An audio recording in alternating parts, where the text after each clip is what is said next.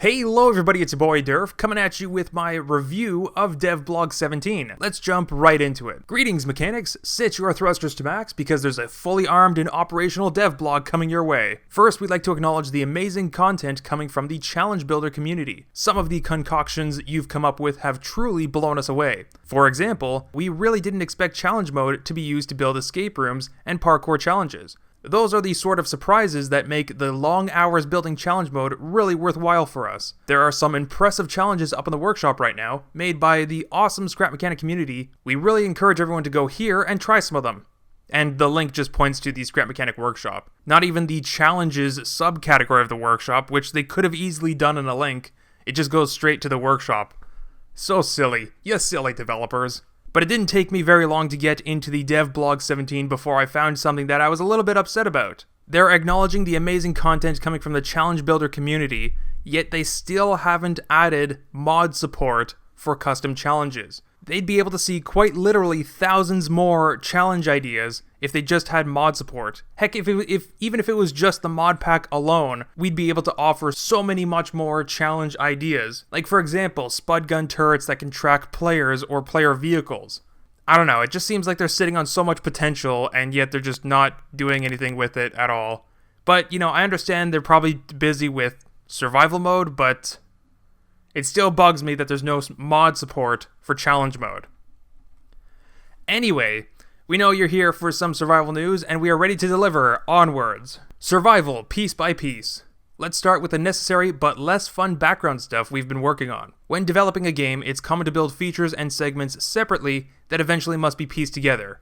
For survival, we're now starting to weld these elements into one. For example, a seamless transition from the open world into a warehouse, or loading in rooms at the right time, and other related optimizations. This has taken a lot of our time these last months, and there is still some knitting left to do. But it's really exciting to see these elements finally come together for a more cohesive survival experience. Alright, so I gotta admit, while I am happy that there is progress being made, there is something else that I could nitpick at. Scrap Mechanic is early access, right? It's an early access game, and for the past 2 or 3 years, there hasn't been a whole lot of progress. Like, it's been very slow from what we can see on the outside. If they've had these different pieces this entire time, they could have been releasing them in some kind of test branch, even if it's incomplete. We're going to take a look at some pictures later on in this devblog that show like a larger terrain world, or these warehouses, for example. We're seeing some GIFs of it right now. If there was a test branch just so that we can explore some warehouses and stuff, I think that would have been more than enough to keep people interested in the game, but they've lost a lot of interest in the past 2 to 3 years just because there's not enough progress being made that the public can see. So I think that's one huge mistake that probably could have been prevented. Regardless though, I am happy to see that all these different pieces are finally being put together and we're going to get survival mode this year. Alright, so the first GIF that we can see here is just, it looks like just a typical encounter with what would be a tape bot in a warehouse. I can't tell if the tape bot's actually shooting at the dwarf. It seems like they are. Also, let's freeze frame on that poster for a second. This was shown in a previous devblog, except they sort of like blurred out the writing on it. But now we can clearly see that it says, "We harvest more harvest." Alright, now this next GIF, it's some nice 60 FPS here. Oh, okay. Let's freeze frame for a second. We're gonna see if we can find a freeze frame of the actual projectiles that this tape bot is shooting to us. It must be like rolls of tape. If there's one thing that I don't like too much in these GIFs is that everything seems very orange. I'm not sure if they're terrain assets or maybe just new parts in the inventory. There's these bins over here, like you can see this bin and this bin. Not exactly sure what they are. I guess they're just decorative recycling bins. But this GIF is interesting because it shows that the tape bots actually have some sort of AI pathfinding abilities. So if you try to hide from its line of sight, it's going to move to a position where it can still shoot you. So that'll make for some challenging encounters. Really looking forward to that. And here we just see the idle sequence of a tape bot in a warehouse. I really like how the tape bot looks. I think it's really cool. Although I still don't understand why all of the robots in the survival world or warehouses, like, why would they be attacking you? Why are all the robots going bad? That's still part of the lore that we don't really understand. What made all these robots turn on humans? Other than, clearly being a superior race of beings and they have to take over. And here we have another sort of fight scene between a spud gun and a tape bot. Got some two-way firing action here. Tape bots are tough. The tape bots are coming closer. We are currently tweaking their behavior to make sure they're as satisfying as possible to battle. We really want mechanics to respect the enemies in Scrap Mechanic. The tape bots will be very dangerous, and the players will need to be tactical, creative, and show quick reflexes in order to deal with them. So before we get to the next paragraph, I think there's something that I really hope the developers implement. Because there are a lot of young players in Scrap Mechanic, and there's a lot of old players in Scrap Mechanic, and there's a lot of really old players in Scrap Mechanic. So I think that Scrap Mechanic needs to implement different levels of difficulty. And if tape bots are actually too hard for some players to deal with, that's going to cause some real problems with how popular Scrap Mechanic becomes. And the same thing's going to happen if the tape bots are too easy for a lot of the more professional mechanics.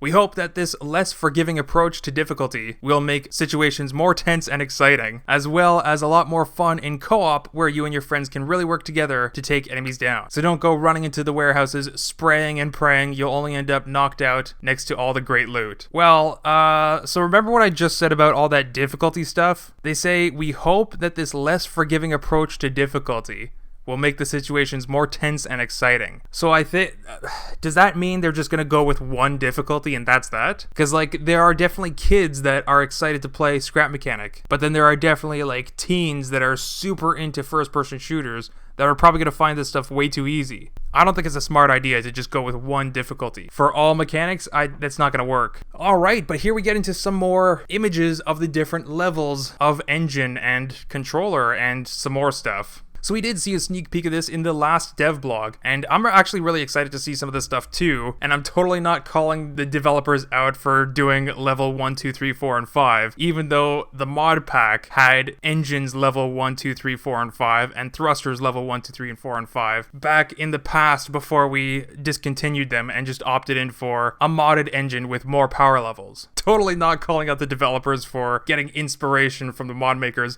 yet again, mind you. I mean, it's not like the developers totally ripped off mini pipes from the mod pack before. Why would they ever get inspiration from mod makers? Come on. No. Seriously though, I actually really like this idea of upgradable parts. The gas engine level 4 and 5 are probably my favorites. The way that they look and stuff, like it looks really cool. Now, if you ask me about the controller, I'd probably say my favorite controller is the second one, probably because it can have the most paint color all over it. Thrusters, same thing, although level 4 seems like it would actually carry the most painted color. And of course, level 5 definitely looks really cool. Now, suspensions, this is actually what I'm wondering, like, what possible reason would you have to upgrade suspensions? Because like the suspension already supports a ton of weight, like so much weight. The max level of suspensions are crazy strong. So unless they're thinking of like spreading out all that stiffness settings into 5 different levels, I guess that would make sense a little bit, but then the level 5 suspension would be too strong. Even for the simplest vehicle, then the level 5 would just be way too strong. So I'm really curious what the point of upgrading the suspensions are if it's not only cosmetic. And here we have what looks to be a display case with a nut and bolt inside some like styrofoam. Looks pretty cool. Upgrade parts and components. In the past weeks, we've been teasing some of the new upgradable interactive parts on our Twitter. Now you can see them in full 3D glory. Basically, we are working on letting mechanics upgrade the interactive parts in survival. These upgrades will allow things like more connections, faster speed, less gas consumption, and more. The sounds will also change from level to level. The way you will upgrade these parts is with a new component kit found when exploring the world. This new consumable will be highly sought after and something a lot of mechanics will look for. Yeah, I think that's what highly sought after means. So I guess this is the new component kit. I can't actually tell if it's like the size of a block, a 1x1 block, because like they really zoomed in on it. It might be the size of a 1x1 block, if not 2x2. So then where would you find these? Just like laying around in the world, or after you like bust open? Oh, if you fight farm bots and tape bots, you probably get them from their bodies? Like do they just explode into component kits? That's kind of weird to think about. You're building you're building your higher level engines and stuff out of old farm bots and tape bots. Alright, and they also have some pictures of the lift, the concept of a lift here. So the new lift looks like it's going to have some sort of like holographic projections of like blueprints you're trying to spawn in. They have a storyboard here. I don't know exactly what this means. I guess this is more of just like a visual upgrade to how the lift works, and you get a little ducky hanging off your handheld lift. But hey, here we go. We actually get to see the new lift in game. I think that looks pretty cool. Are we going to have blueprints in survival mode? That's really what I'm wondering. But anyway, let's read what they have to say about it. A big lift. When we started working on Scrap Mechanic, the lift was only for lifting stuff. But during development, the lift had more functions added and overall became more useful for stuff such as spawning blueprints and a few more new functions coming for survival. Oh, new functions you say? To match these new features, we've redesigned the lift to fit its uses visually. But on top of that, we're also adding a cool new lift remote that the mechanic will pull up when using the lift. We also might let mechanics put different cool charms on their remote. We'll see. Okay, so that little duck hanging off the side was a little charm, and maybe we'll be able to put some custom charms, maybe, I don't know. I mean, what else would you want for a charm other than a little duck? Unless we can put a custom charm, perhaps? Custom charms. That'd be really cool, actually, if we could just, put in a OBJ file with a set of textures, and that'd be enough to have, like, a little charm, and, like, the game will just handle the physics of the charm on the string. That'd actually make it really easy for everyone to get their own custom charm. You can have an entirely new workshop section just for lift charms. That would actually be pretty cool.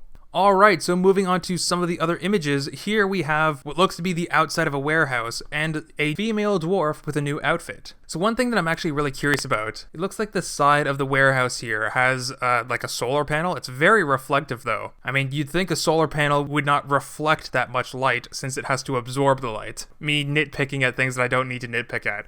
What I'm actually curious about is this lamppost over here. I don't think it's going to be an inventory part. I think this is going to be a terrain asset. But what I really find interesting, though, is terrain assets currently do not support dynamic lighting. So this glowing stuff on the side of the warehouse and this lamppost, will they actually emit light during nighttime? That's actually something I'm really curious to see. But let's move on to the next image here. Alright, so this is a new... we see a new outfit, a new backpack, new jacket, new gloves, new pants. Can't really see what shoes the mechanic is wearing. But one thing that this shows, it shows the exact same warehouse that we were looking at in the last picture. But what is that huge tank on the side of the image? What is this huge thing over there? And yeah, and you can see what I was talking about earlier. These solar panels, I guess they're solar panels. I'm not exactly sure what they are. But they're like mirrors. They're really, really reflective. And they're not even reflecting a terrain world. They're reflecting the flat world. But anyway, one thing that I really am looking forward to is these much larger terrain worlds. So let's move on to the next picture. You'll see what I'm talking about. See, these terrain worlds that we're seeing in these devlogs, they look much bigger. There's like much more variance in the terrain. So I'm not exactly sure if there's going to be like a procedurally generated terrain or if it's just going to be infinitely large. Right now, there's sort of a limitation on the largest tile size in our Scrap Mechanic creative world. So this tile in particular that the GIF shows, it seems to be like huge, like really, really big. So I'm really curious to see how large the survival world's going to be, if it's going to be infinite, procedurally generated. I'm really curious, or if it's still going to be like this tile-based world, which isn't necessarily a problem, but although one thing that I really hope that they fix before the release of survival mode is you'll notice that in the distance that bush and some rocks all of a sudden just appear out of nowhere. Now in the early versions of Scrap Mechanic that was actually covered by fog, so that you couldn't actually see that far ahead. Without the fog, the game looks much better, but stuff like this is definitely noticeable. If you're not into game development, this sort of thing is called level of detail. Depending on the distance you are from a certain object, it will display a different model or different textures with different levels of detail so that it can load the assets in much quicker when you're farther away and then load in something more detailed so that it's actually worthwhile looking at when you're closer. So I think the fix that I'm looking for right here is just having the assets loaded in by default, even if they're like super low detail, even if they're like a flat 2D image, just so that there's something there and it's not noticeable that something's just popping into existence. I think that would be a really good fix. Also, let's talk about this custom outfits that we're seeing. The first thing that I notice is the backpack, which looks like some portable luggage or like a portable wardrobe. You can see the little wheelie bar at the bottom, but then it has like drawers. So, like what kind of luggage is this? I'm not sure. The gloves seem to be the same. They're wearing a baseball cap and what looks to be probably an electrician's outfit. I'm not exactly sure what kind of outfit that is. Very cool. Alright, and in this picture we have a farmer's outfit, which looks to be the same sort of backpack. Actually, no, this is not the same backpack. It's the same style of backpack, but the metal pieces in the back seem to be much larger than before. Not exactly sure why that is. They're huge though, look how wide they are. They seem to be way bigger than before. And the texture of the backpack's a little different too. But they seem to be wearing like a cowboy farmer's hat. They've got the farmer's shirt and farmer's overalls, and oh my god, what's happening to those pants? Oh no, do you see that? Why do I notice these things? The animation on the butt is completely broken. Some of the vertices on the back of the pants are moving exactly with the legs, which is kind of making that broken. They're not supposed to be moving that much. It seems to be only like 2 of them too. Well, that's why I review devblogs, because I tend to notice these things. Alright, and the last picture is, oh my god. Alright, I'll say what I was oh my godding in a bit, but here we have a display of different outfits, all wearing socks with sandals. But we see the electrician's pants that we saw before. I'm not sure if it's electrician's pants, but that's what it looks like to me. We have the original dwarf outfit, different shirts, farmer's outfit, dwarf jacket, but without the overalls. That actually looks really nice. Different sets of gloves, different hats. Really looking forward to that. But what I was saying oh my god to was this dwarf's face. I'm not sure if I like this dwarf's face. To me, this dwarf kind of looks ugly. And I know that there's no like facial animations happening in this picture, but if you look back at the dwarf in 0.1 versions, the dwarf had like a very angry face. And then we get a new dwarf face in 0.3 versions, where the dwarf looked much cuter, I think. Much, like it's almost like as if that angry dwarf just all of a sudden went psychotic and turned into a happy smile. Now this new face that we're gonna getting, presumably in some kind of 0.4 version, I guess. Like the eye-nose combination just doesn't look cute anymore. I really miss the cute face of the dwarf, and if this is gonna be the new default face of the dwarf, I'm gonna be pretty upset, to be honest. But anyway, let's see what they have to say. Dress up. After much toil, we finally got character customization up and running the way that we wanted. It really is a bit of a shock, in a good way, to see our mechanic in so many different outfits suddenly running around in the game. We're sure you'll agree it's a lot of fun to style your mechanic and really make him your own. See, now that is another point that I might be a little bit ticked off at. Is there going to be character mod support? Will we be able to create our own outfits for the character? There's a lot of mods that we've been able to make in the past, and we haven't seen workshop support for these types of mods. And I get a lot of requests for, why don't you just upload night mod to the workshop? Why don't you just upload this character mod to the workshop? It's because there's no workshop support. Like, come on. Anyway, it was a lot of work, but we think it was worth it. Not only will you try to hunt down useful parts in survival, but also cosmetics to unlock that you can impress your mechanic friends with. Here are some in-game shots. Yes, and those were some impressive in-game shots. Alright, now here we have an image of what looks to be, well, this is obviously not real. It doesn't exist in the game, but it seems to be something where we would deliver produce to or from. I'm not exactly sure. Okay, oh, here we go. We actually get a nighttime shot of this station, whatever it is. So everything's gonna light up real nice at night. It shakes and it spits out a crate of produce. Got it. Oh, here we go. And if you see the crates of produce, I guess they're all the same size. They seem to be like a 1, 2, 3, 4, like an 8x8 crate of produce. So they're all the same size, except they're just packed at different levels. They also have a different sort of appearance to them as well. Oh, here we go. We can actually see it in game now. Okay, very cool. It looks a little different than the pictures that we saw, but you know what? That's okay. Alright, Pack Attack. Say hello to packing stations. One way to accomplish farm quests in Scrap Mechanic will be to load up these mobile fruit and vegetable houses, thus making the produce ready for delivery to the farmer hideouts. All mechanics need to do is drive up to the correct socket and then fill it up until it spits out a packaged crate. But have your lifting creations ready because they need to be stacked and transported. So this is something I never really thought about in Scrap Mechanic. There's gonna be farmers in a survival world. You farm for them, I guess. You collect some produce, then you bring it to a packing station instead of them bringing it. Are you a farmer or a mechanic? I'm not sure. You're just doing everybody's job. Also, we can see new pants and like rubber boots in this image. So I'm really curious, like, are you supposed to take the produce from the farmers, bring it to a packing station, and then bring the packs back to the farmer? I'm not exactly sure what we're doing in Scrap Mechanic yet, exactly. Like, why would you do that?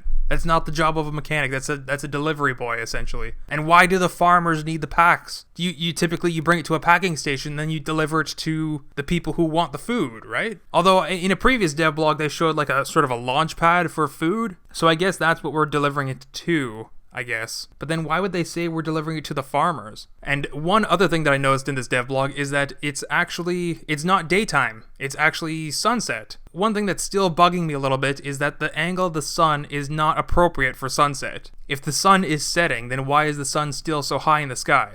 And you can see what I'm talking about. If you take a look at the shadows, you can draw a line from where the top of the hat would be and the top of the hammer would be, and just draw lines from those points to the other points of the character model, and you'd basically get an idea of where the sun is in the sky relative to this perspective. Like, this is all just sky coloring and light changes. This is something that I can do in like 5 minutes. It's not actually, there's no actual day-night cycle yet, which is, I'm kind of curious to see when's the day-night cycle going to come out. Regardless, I'm still happy to see this new stuff in the devblog. Visual spit and polish.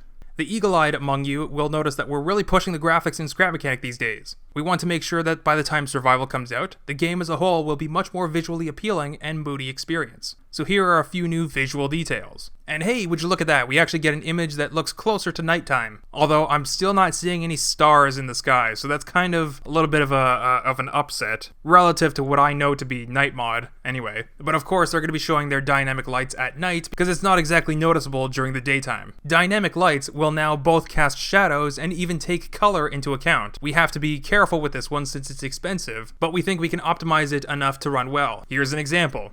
Alright, now here we have a picture of upgraded textures. I see the bathtub looks a little bit different, the toilet looks different, the logic gate has a larger symbol, that's nice. The sink looks shinier, the mug looks like the logo, I guess, was placed in a different location. The button and switch look nicer. That's actually really nice. The screen of the radio looks very, very bright. The potted plants look nice. Yeah, there's nothing really much to say here, but obviously the biggest change is the seedling plant, or whatever, the empty potted plant. Yeah, that's the biggest change that I can see in this image. Actually, if you look at the ground, there's actually new ground textures where we can see like pebbles popping up out of the ground. That's actually new. Oh wow, I'm actually looking forward to that. Alright, so they say we've gone back and updated a lot of the old parts to make sure they fit with a new updated Scrap Mechanic visual style. They really came out nicely. Let's see if you can spot the improvements.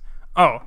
Well, I didn't know it was a game. The timer, okay, what's different with the timer? Nothing? Maybe the metal parts look a little bit shinier, but that's about it. What about this little potted plant here? What's different with that one? I don't actually know. No, I can't actually tell some of the differences. Alright, well, moving on. Since metal is something that we have a lot of in Scrap Mechanic, we've also updated that to allow parts to have a nice, shiny chrome effect. Alright, now chrome is actually something that's not new, not completely new anyway in Scrap Mechanic. There are, like, as a mod maker, you have access to several different aspects, like shine and reflectiveness. So depending on how much you set these things, you can have it look like a mirror, you can have it look like different kinds of metals, you can have a very dull but also shiny metal. I know that's kind of weird to say, like, it's dull as in it's not reflective, but it's also shiny in that it'll reflect light sources. I guess maybe they're adding something new, because both of these images have a dynamic light behind the camera shining towards the engine. It's not really noticeable in the daytime because the daylight is actually so much more prominent. Oh, hold up. So remember when I said that metals can have reflective properties? The one at nighttime actually has a nighttime skybox reflection. Yeah, you can't actually notice the blue sky in the reflection for the engine at nighttime. Okay, so that's actually something that the night mod does have a nighttime skybox, but if they're actually implementing a day-night cycle and they're going to change that automatically, good for them. I'm looking forward to that. Thanks for your support and for playing. We will be back soon with more Scrap Mechanic news. Alright, and that was the latest Devblog 17 for Scrap Mechanic. So I definitely had a lot to say about this, and I find ways to nitpick at like literally everything. So the thing that I'm most excited for in this Devblog, let's try to stay on a positive note here. The thing I'm most excited for is, I guess, maybe the larger terrain world. I think that's actually something that a lot of people are looking forward to, because the creative mode and challenge mode, they're too small. We want a bigger world to play in. I'm definitely not looking forward to this ugly dwarf. I can't wait to see, though, the next couple of devblogs to see how they're progressing with their day-night cycle. A lot of people ask me to update my day-night cycle mod, and unfortunately, I'm not going to be doing that because, you know, the actual day-night cycle is going to be coming out this year. So why would I spend the time and effort to, you know, do that? Unless it's the developers asking me to update it so that they can just use it in their game. I don't know, but let me know what you think down in the comments below. What was your favorite part of this devblog? What did you think about the things that I nitpicked about? Yeah, I'm sorry that I took a little bit of time going through it all. You know, just as someone that has some game development experience, I noticed things that other people don't, but whatever, it's not really that big of a deal. If you liked this video, hit that like button, hit that subscribe button, and share it with some other people if you want other people to hear my rantings about scrap mechanic development. Anyway, thanks for watching, and I'll see you guys in the next one. Bye!